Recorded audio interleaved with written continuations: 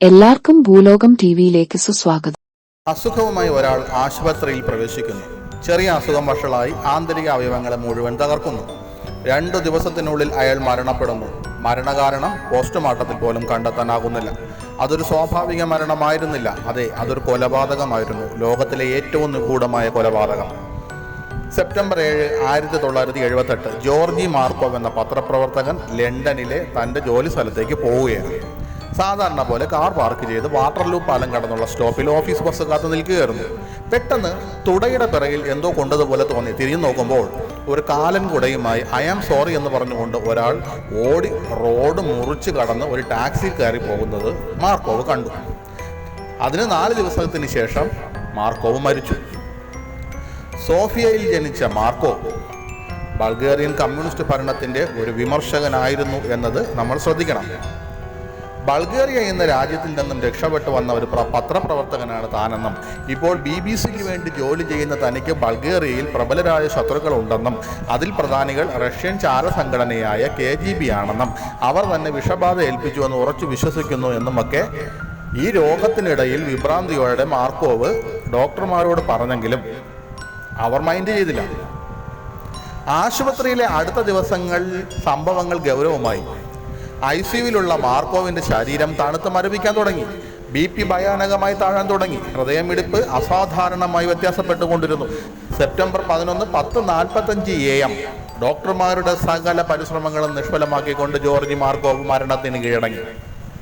ഈ സംഭവം നടക്കുന്ന സമയം വാട്ടർലൂ പാലത്തിലുണ്ടായിരുന്ന പലരെയും ഇൻ്റർവ്യൂ ചെയ്തെങ്കിലും മാർക്കോവ് പറഞ്ഞ പോലൊരു സംഭവം നടന്നതായി ആരും കണ്ടില്ല.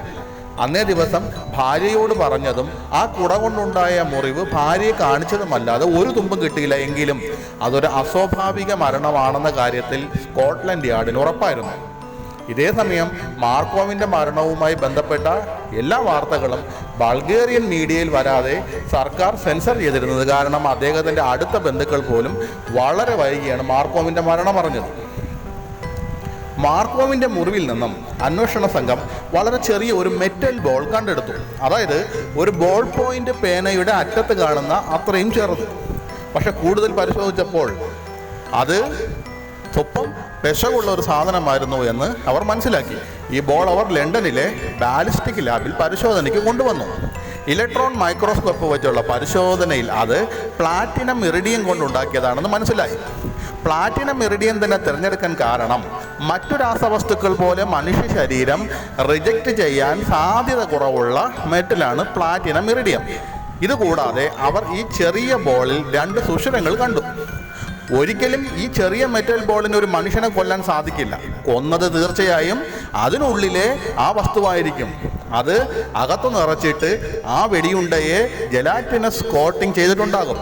ഈ വെടിയുണ്ട തൊടുത്തു വിട്ട് കഴിഞ്ഞാൽ അത് തീർച്ചയായും ഇരയുടെ വസ്ത്രം, തൊലി എന്നിവ തുളച്ച് മാംസത്തിനുള്ളിൽ ചെല്ലും. പിന്നീട് ശരീര ഊഷ്മാവ് കൊണ്ട് ജെലാറ്റിനസ് കോട്ടിംഗ് ഉരുകി മാറുകയും പതിയെ അതിനകത്ത് നിറച്ചു വച്ചിരുന്ന വിഷം ശരീരത്തിലേക്ക് കടന്ന് രക്തത്തിലൊഴുകി ശരീരത്തിൽ പ്രവർത്തിക്കും.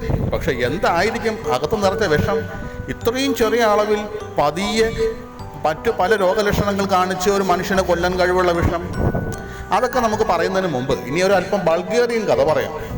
റഷ്യയുടെ അടുത്ത സുഹൃത്തും ക്രൂരനായ ഏകാധിപതിയുമായിരുന്നു ടോഡർ ഷിവ്കോവ്. അദ്ദേഹമായിരുന്നു അക്കാലത്ത് ബൾഗേറിയ ഭരിച്ചിരുന്നത്.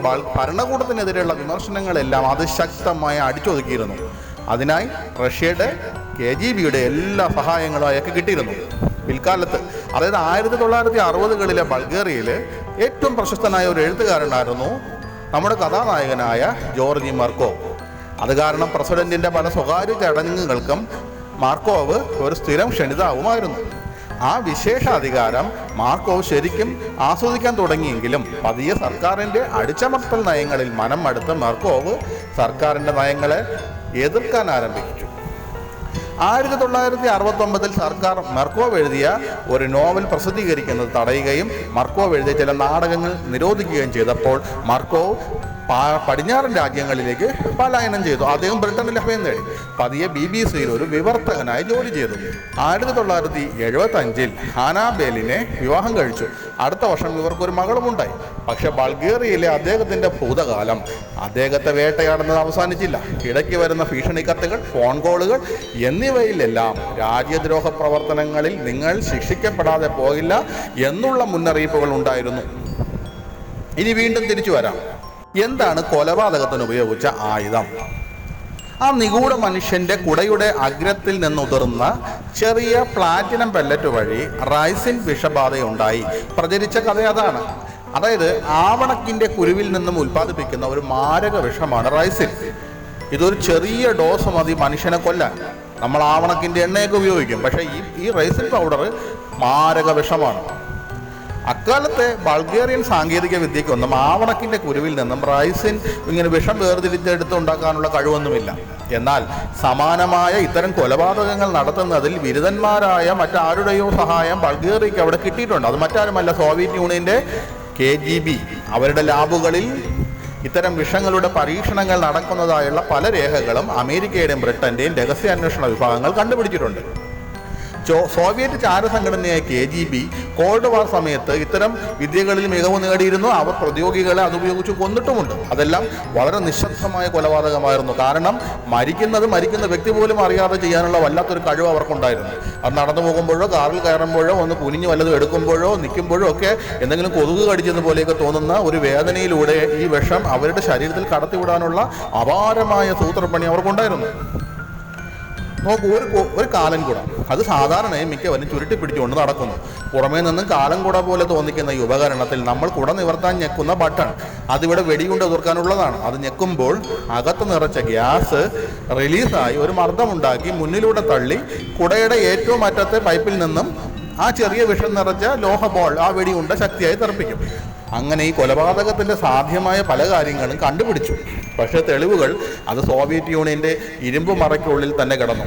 89 മുതലുള്ള 10 വർഷം ഈ കേസ് മുന്നോട്ട് പോകാനാകാതെ കിടന്നു. പിന്നെ മാറ്റത്തിൻ്റെ കാറ്റ് വീശു തുടങ്ങി. ഭരണകൂടങ്ങളുടെ പതനം ആരംഭിച്ചു. ബെർലിൻ മതിൽ വീണ ശേഷം അടുത്ത വർഷം ബൾഗേറിയയുടെ ഊഴമായിരുന്നു. ജനങ്ങളുടെ മുന്നേറ്റത്തിൽ ഏകാധിപതി ടോഡർ ഷിക്കോവ് വീട്ടുതടങ്കലിലായി. അതീവ രഹസ്യമായിരുന്ന സത്യങ്ങൾ രാജ്യം പതിയെ അറിയാൻ തുടങ്ങി.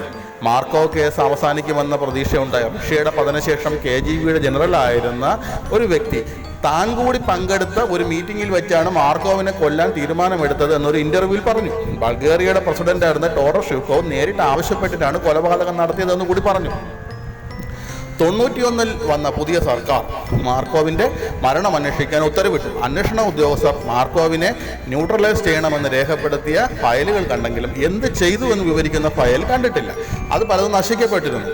അന്വേഷണ ഉദ്യോഗസ്ഥർ പല രീതിയിലും അന്വേഷണം തുടർന്നു. പിക്കാഡ്ലി എന്ന പേരുള്ള ഡെൻമാർക്ക് ബേസ് ചെയ്ത ഒരാളെയാണ് മാർക്കോവിനെ കൊലപ്പെടുത്താൻ നിയോഗിച്ചത് എന്ന് അവർ കണ്ടെത്തി. ഒരു ആർട്ട് ഡീലറായി ഭാവിച്ച് പലതവണ പിക്കാഡ്ലി ലണ്ടൻ സന്ദർശിച്ചിരുന്നുവെന്നും കണ്ടെത്തി. പിക്കാഡ്ലി മാർക്കോവ് താമസിച്ചതിൻ്റെ വളരെ അടുത്ത് 40 ദിവസത്തോളം താമസിച്ചിരുന്നുവെന്നും കണ്ടെത്തി. ഫ്രാൻസിസ്കോ ഗുള്ളിനോ എന്ന ഏജന്റ് പിക്കാഡ്ലിയെ സ്കോട്ട്ലൻഡ് യാർഡ് പിടികൂടി ചോദ്യം ചെയ്തുവെങ്കിലും തെളിവുകളില്ലാത്തതിനാൽ വിട്ടയക്കേണ്ടി വന്നു. വിട്ടവുടൻ തന്നെ അയാൾ ഡെൻമാർക്ക് വിട്ടു. പിന്നെ ഒരിക്കലും അയാളെ കണ്ടെത്താനായില്ല. എന്നാൽ യൂറോപ്പിലെ ചില രാജ്യങ്ങളിൽ അയാളെ പിന്നീട് കണ്ടതായി പറയുന്നെങ്കിലും അതിന് ആധികാരികതയില്ലായിരുന്നു. 30 വർഷത്തിന് മുകളിൽ ഒരു കേസ് ഓപ്പണാക്കി നിർത്താൻ പാടില്ല എന്ന രാജ്യത്തെ നിയമം കാരണം 2008 സെപ്റ്റംബറിൽ ബൾഗേറിയ ഈ കേസ് അവസാനിപ്പിച്ചു. ചരിത്രത്തിലെ ഏറ്റവും ദുരൂഹമായ കൊലപാതകത്തിൻ്റെ ഈ കഥയ്ക്ക്, അതായത് അംബർല അസാസിനേഷന് തിരശീല വീണു. പതിറ്റാണ്ടുകൾക്ക് ശേഷം ആരെയും അറസ്റ്റ് ചെയ്യാതെ ബൾഗേറിയ അന്വേഷണം അവസാനിപ്പിച്ചെങ്കിലും ബ്രിട്ടനിൽ ഇപ്പോഴും അന്വേഷണം നടക്കുന്നുണ്ടെന്നൊക്കെ പറയുന്നു. ഈ പാലത്തിലെ കൊലപാതകവുമായി ബന്ധപ്പെട്ട 5 പരിഹരിക്കപ്പെടാത്ത രഹസ്യങ്ങളുണ്ട്. അതിൽ ഒന്നാമത്തേത്, കാണാതായ ഈ കൊലപാതകായുധം എവിടെയാണ്? കൊലപാതകായുധം ഒരിക്കലും കണ്ടെടുത്തിട്ടില്ലെങ്കിലും 78 സെപ്റ്റംബർ 7 മാരകമായ ലോഹ ബോൾ വെടിവെച്ചതായി കരുതുന്ന വിഷം കലർന്ന കുടയെക്കുറിച്ച് ധാരാളം കാര്യങ്ങൾ പുറത്തു വന്നിട്ടുണ്ട്. 69-ൽ ബൾഗേറിയൻ സ്വേച്ഛാധിപതി ടോഡർ ഷിക്കോവിൻ്റെ ഭരണം തകർന്ന ശേഷം ആഭ്യന്തര മന്ത്രാലയത്തിൽ നിന്ന് ഇത്തരത്തിലുള്ള ചില പ്രത്യേക കുടകളുടെ ഒരു കൂട്ടം കണ്ടെത്തിയതായി റിപ്പോർട്ടുണ്ട്. എന്നിരുന്നാലും ബൾഗേറിയൻ സർക്കാർ കേസ് അവലോകനം ചെയ്തു. പല ഫയലുകളും കാണാതായെങ്കിലും മാർക്കോവിൻ്റെ തുടയിൽ പ്രത്യേകമായി ഉണ്ടാക്കിയെടുത്ത ഒരു പേന ഉപയോഗിച്ച് വിഷം കുത്തിവെച്ചതാണെന്നും ശ്രദ്ധ തിരിക്കുന്നതിന് കൊലയാളി കുട താഴെ ഇട്ടിരിക്കാമെന്ന് നിഗമനത്തിലെത്തി. 2. പ്രധാന പ്രതിയെ ഒരിക്കലും അറസ്റ്റ് ചെയ്തത് എന്തുകൊണ്ട്? 2023 പുറത്തിറങ്ങിയ ഒരു ഡാനിഷ് TV ഡോക്യുമെന്ററി മുഖ്യ പ്രതിയെക്കുറിച്ച് കൂടുതൽ ചോദ്യങ്ങൾ ഉയർത്തി. ബൾഗേറിയൻ ഇന്റലിജൻസ് ഓപ്പറേറ്ററായ ഫ്രാൻസിസ്കോ ഗുള്ളിനോ ഏജന്റ് പിക്കാഡ്ലി എന്ന രഹസ്യനാമത്തിൽ അറിയപ്പെട്ടിരുന്നു. സ്കോട്ട്ലൻഡ് യാർഡ് അയാളെ പ്രധാന പ്രതിയായി ചൂണ്ടിക്കാണിച്ചു. എന്നിട്ട് 2021 അയാൾ മരിക്കുന്നത് വരെ സ്വതന്ത്രനായി തുടർന്നു. അദ്ദേഹം ഒരു നുഴഞ്ഞുകയറ്റത്തിൽ ഒരു വിദഗ്ധനായിരുന്നു. ഏത് തരത്തിലുള്ള പരിതസ്ഥിതിയിലേക്കും പോയി അയാൾ ആഗ്രഹിക്കുന്ന വ്യക്തിയായി മാറാൻ അയാൾക്ക് കഴിയും. ദ അംബ്രല്ല മർഡർ എന്ന ബുക്കിന്റെ രചയിതാവ് ഉൾറിക് സ്കോട്ട് ദി ഗാർഡിയനോട് പറഞ്ഞത്, അദ്ദേഹത്തിന് ചുറ്റുമുള്ള ആളുകൾ മരിക്കുന്നു, അദ്ദേഹം ഒരു നിഴൽ പോലെയാണ് മുന്നോട്ട് പോകുന്നത്. ബൾഗേറിയൻ ആർക്കൈവുകളിലെ ഗുള്ളിനോയുടെ ഫയൽ അദ്ദേഹത്തിൻ്റെ പരിശീലനത്തെയും ദൗത്യങ്ങളെയും കുറിച്ച് വിശദമായി പ്രതിപാദിക്കുന്നു. പക്ഷേ മാർക്കോവ് കൊലപാതകത്തെ ചുറ്റിപ്പറ്റി ഉള്ള ഒരു പേജുകളും കാണാനില്ല. 3. മാർക്കോവുമായി എത്ര കൊലപാതകങ്ങൾ ബന്ധപ്പെട്ടിരുന്നു? BBC-യുടെയും മറ്റു മാധ്യമങ്ങളുടെയും പത്രപ്രവർത്തകനായിരുന്ന മാർക്കോവിന് 78 മധ്യത്തിൽ ഒരു കോൾ ലഭിച്ചു. US ധനസഹായത്തോടെ പ്രവർത്തിക്കുന്ന റേഡിയോ ഫ്രീ യൂറോപ്പിനായി എഴുതുന്നത് നിർത്തിയില്ലെങ്കിൽ വധശിക്ഷ നടപ്പാക്കുമെന്ന് പറഞ്ഞു.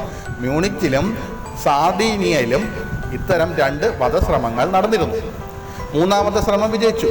മാർക്കോവിൻ്റെ മരണത്തിന് ആഴ്ചകൾക്ക് ശേഷം BBC-യുടെ ബൾഗേറിയൻ ഡിപ്പാർട്ട്മെൻറ്റിലെ പത്രപ്രവർത്തകനായ വ്ളാഡിമർ സിമിയോനോവ് തൻ്റെ പടിക്കെട്ടിൻ്റെ അടിയിൽ മുഖം കുനിഞ്ഞ് മരിച്ചു കിടക്കുന്നതായി കണ്ടെത്തി. മാർക്കോവ് ഗൂഢാലോചനയുടെ ഓപ്പറേഷണൽ കമാൻഡർ എന്ന് കരുതപ്പെടുന്ന ബൾഗേറിയൻ ചാരൻ വാസിൽ കോട്സേവ് ഒരു ദുരൂഹമായ കാർ അപകടത്തിൽ മരിച്ചു. കൊലപാതകം മറച്ചുവെച്ചതിന് വിചാരണ നേടുന്നതിന് മുമ്പ് ബൾഗേറിയയുടെ ഡെപ്യൂട്ടി ആഭ്യന്തരമന്ത്രി ജനറൽ സ്റ്റോയാൻ സാവോസ് ആത്മഹത്യയും ചെയ്തു.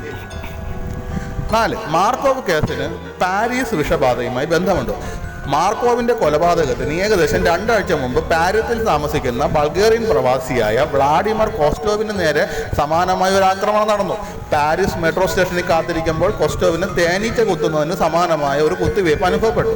മാർക്കോവിനെ പോലെ കോസ്റ്റോവിനും കടുത്ത പനി ബാധിച്ച് ആശുപത്രിയിൽ പ്രവേശിച്ചു. കോസ്റ്റോവിൻ്റെ ചർമ്മത്തിനും മേൽ പറഞ്ഞ പോലെ ഒരു ലോഹ ബോൾ തറഞ്ഞിരുന്നതായി ഡോക്ടർമാർ കണ്ടെത്തി. അതിലും 2 ദ്വാരങ്ങളുണ്ടായിരുന്നു. ഇത് വിഷം നിറയ്ക്കാൻ സൃഷ്ടിച്ചതാകാം. വിഷൻ റേസിനാണോ അല്ലയോ എന്നതിനെക്കുറിച്ച് പിന്നീട് സംശയം ഉയർന്നു വന്നു. പക്ഷേ കോസ്റ്റോവ് ഇതിനെ അതിജീവിച്ചു.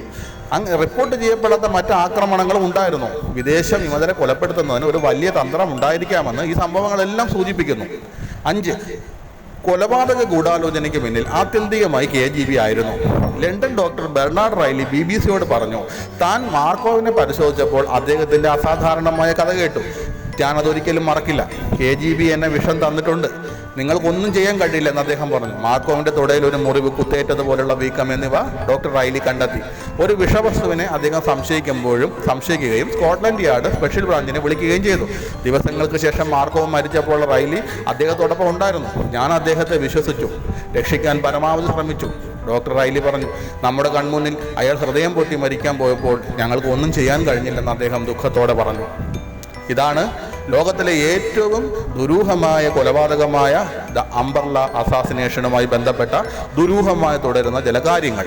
കൂടുതൽ അറിവുകൾക്കും കൗതുക വാർത്തകൾക്കും ഭൂലോകം TV സബ്സ്ക്രൈബ് ചെയ്യുക. ഏവർക്കും നന്ദി, നമസ്കാരം.